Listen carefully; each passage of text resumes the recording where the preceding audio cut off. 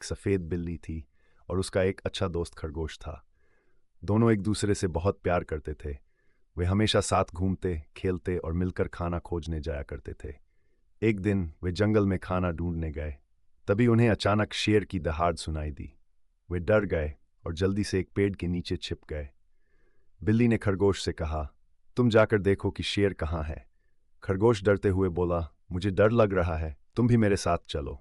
बिल्ली ने जवाब दिया, पहले तुम जाकर देखो, फिर मैं आऊंगी। खरगोश धीरे धीरे बाहर निकला और जंगल की ओर चला गया।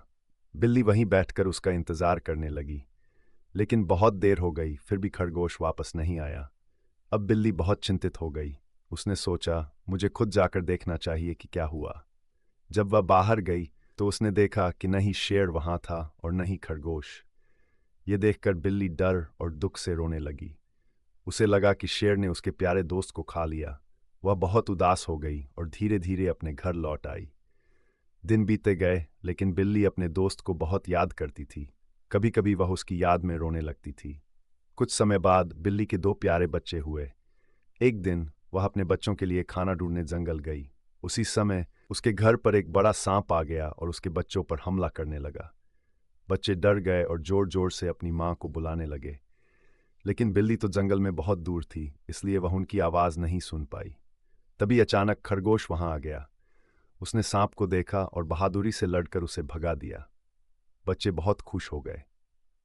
फिर खरगोश ने उनसे पूछा, तुम्हारी मां कहाँ है? बच्चों ने कहा, वह खाना ढूंढने गई है। थोड़ी देर बाद बिल्ली वापस आई।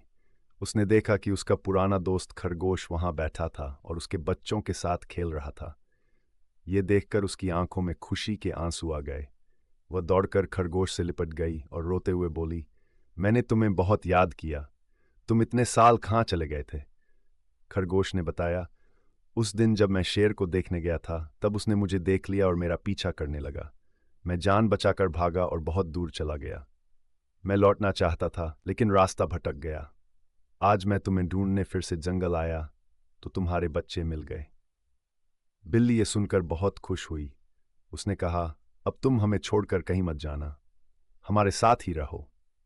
कुछ दिनों बाद बिल्ली ने खरगोश के लिए एक सुंदर खरगोश लड़की ढूंढी और उसकी शादी करवा दी।